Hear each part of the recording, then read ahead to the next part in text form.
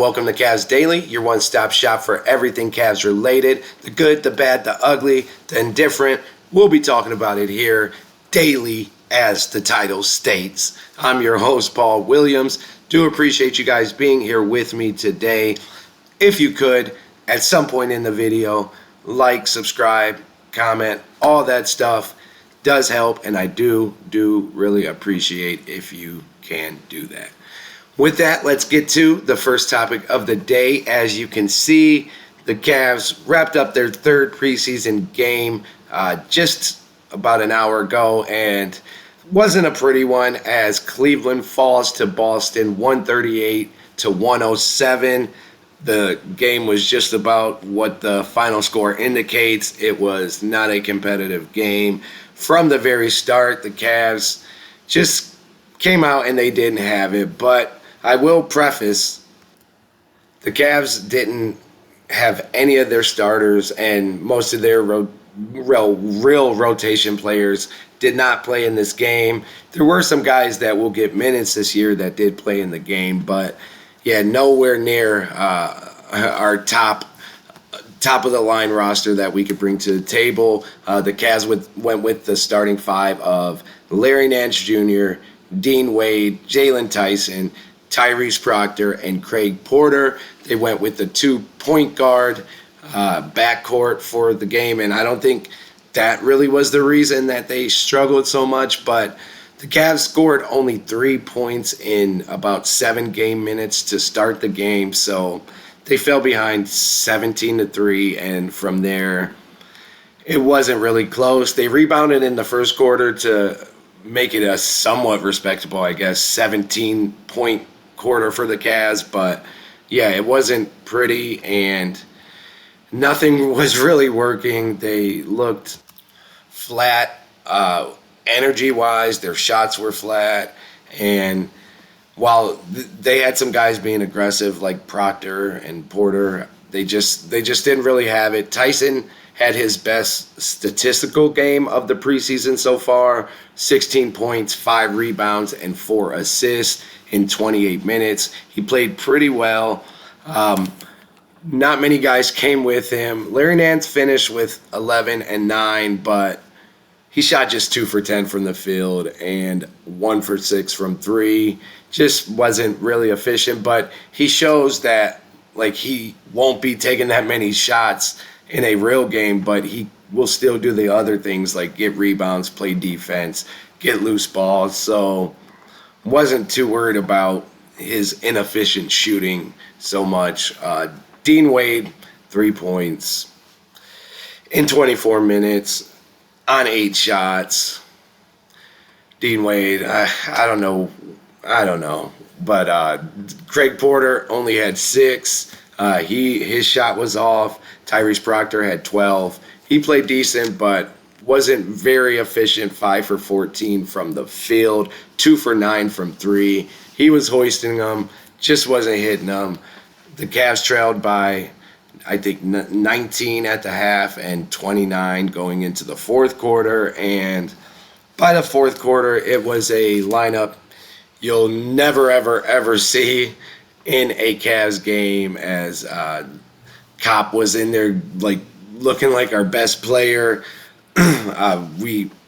Killian Hayes was in there, and I'll have more to say about him, but yeah, not looking great himself. And it was just an overall one to forget for the Cavs. Again, they were without their entire starting five and their 6th man and 7th man and probably 8th man, but still, we took a big L tonight, and we just have to take it on the chin and hope we can build some momentum in our final preseason game on Tuesday against Detroit. We are so far 0-3 in the preseason.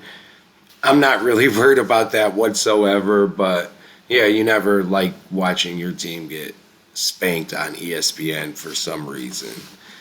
I don't know why we're on ESPN, but I take it as a sign of respect, so that's whatever. But yeah, tough game for the Cavs as they fall to the Boston Celtics. That won't happen in the regular season. And now, kind of along the lines of the preseason so far and training camp and the offseason. I want to talk a little bit about a couple guys whose stock has gone up from the results of the offseason and the preseason and all that combined so far, and some guys who have fallen down a peg or two in my eyes from what we've seen so far. Let's start with the good. I think the most obvious is DeAndre Hunter. From the very beginning of preseason, he's been putting in work, and we've talked about many times all the things Kenny Atkinson has had to say about him, how he was probably the MVP of the offseason. He took that into training camp, had a great training camp, and has just been balling in the 2 preseason games that he did play.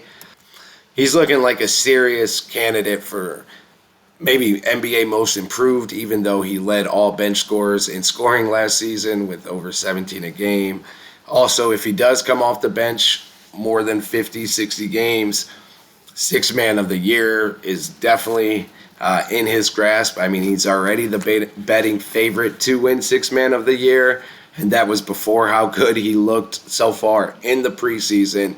He's had 2 really big games in really reduced minutes. In his first game, he dropped 17 points and 7 rebounds on 4 of 5 from 3-point shooting. He followed that up with 20 points in just 24 minutes, again on ridiculously efficient shooting.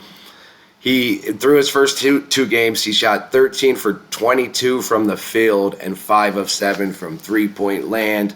Also playing great defense, and he just looks so much more comfortable than he did last season. Having this offseason with the Cavs now, getting closer to his teammates, getting closer to Kenny Atkinson, is clearly paying off big time for him so far through the preseason. So he's by far and clear my biggest riser of the preseason and of the all season. So I'm excited about him, and I'm going to put these other 2 guys kind of in a duo together. That's the backup point guard hopefuls. Well, I guess backup to the backup point guard hopefuls, Tyrese Proctor and Craig Porter Jr. I think they've both played pretty well in their moments in the preseason, and for Proctor, the summer league as well. I think Proctor's aggression and his size, his length on the perimeter, both defensively and offensively, I think he's really showed that if he wasn't on such a stacked team, I think he'd be playing real minutes for a rookie in a lot of situations around the league. He didn't have the most efficient preseason so far. He's had scoring totals of 14, 7, and 12, averaging just below 4 assists to go with that. But I just love the way he's not afraid to take the ball to the rack when needed. He can initiate for his guys around him, and he's not afraid to put up shots, as evidenced by tonight's 9 three-pointers attempted, even though he only made 2 of them. Still, I like the aggression, and I'll take that from him, so not mad at that. And for Craig Porter Jr., I think this is more just an extension of, honestly, the last couple of years. He's been knocking at the door, and he's had a lot of good moments, and he's worked his butt off to get recognized and try to find a way to squeeze into the rotation anywhere, any type of role that he could get. It seems like he'd be happy to take. He had a really good preseason game with 17 points. Just came out shooting very efficiently, and also was doing it in other ways with 4 rebounds and 4 assists. And that's what he's shown, that he contributes in many ways, and he's not just like a score-first point guard or just like a pure-only get your teammates baskets type point guard.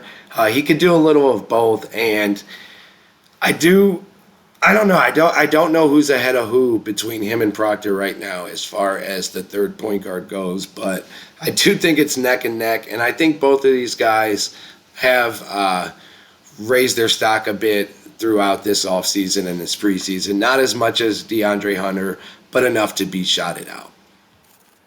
Now for a couple guys who have unfortunately done the opposite for themselves so far in this preseason, especially for the first guy, which is Killian Hayes. And honestly, I'm kind of disappointed to say that. I thought Hayes might be able to provide at least competition for that third point guard spot. I thought he might be able to honestly make the team and play a few minutes here and there, like a mop up duty or something like that. But I just haven't seen it so far in the preseason. I mean, it is still early for him. He just joined the team a few weeks ago. But I was hoping to see more, especially his first two games. He didn't get much time, 12 minutes and 6 minutes, but he didn't look like he deserved more time while he was out there. He only had 2 points in those games combined on 1 for 4 shooting. He did score 10 points tonight in 14 minutes, but that was on 3 of 10 shooting and just wasn't very efficient either way. And I don't know. He just hasn't looked the part of a guy that belongs on an NBA court right now to me. He was getting cooked by Anthony Simons a lot defensively when they crossed pass, as well as some other guys. Simons had a good day overall. He scored on a lot of people, but Hayes was definitely one of them. And like I said, it's still early. He's only been here a little bit, so I don't want to rag on him too much. But I am a little disappointed in what I've seen out of Killian Hayes so far. So I do feel like his stock has probably dropped the most. I don't think many guys have really dropped their stock a lot. So it's not a ton to choose from in this category, but I do think he'd be one of them. The other guy that I feel like, to a lesser extent, has kind of I dropped his stock a little in my eyes because I thought I'd see a little more out of him with the opportunity that he did get. I was a little surprised that he played as much as he did, especially in the first 2 preseason games with the other guys there. But Tomlin just hasn't really shown. I thought I'd see more. He's getting his shots up. He's getting playing time. He's getting his opportunities. He's just not really taking advantage right now. He did play 24 minutes today. He shot 3 for 9 to finish with 8 points. So not a horrible day statistically, but I haven't seen the defensive. I thought no matter what, he'd be able to at least be I don't know the right word I'm looking for, just like a pest and someone that can at least disrupt a little bit on defense and that would rebound at a little better clip for the minutes he's getting.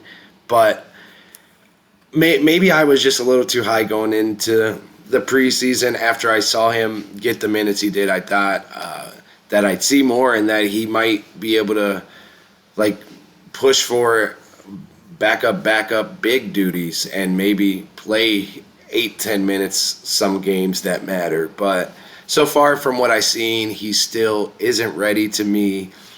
He still has a ways to go on defense, and just being comfortable playing at the speed of other real NBA rotation players. And offensively, you can tell he does have something there.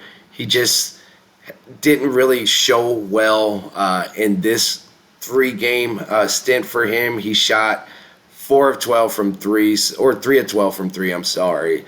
So only 25%. And from the field, he was not that efficient for a big man either.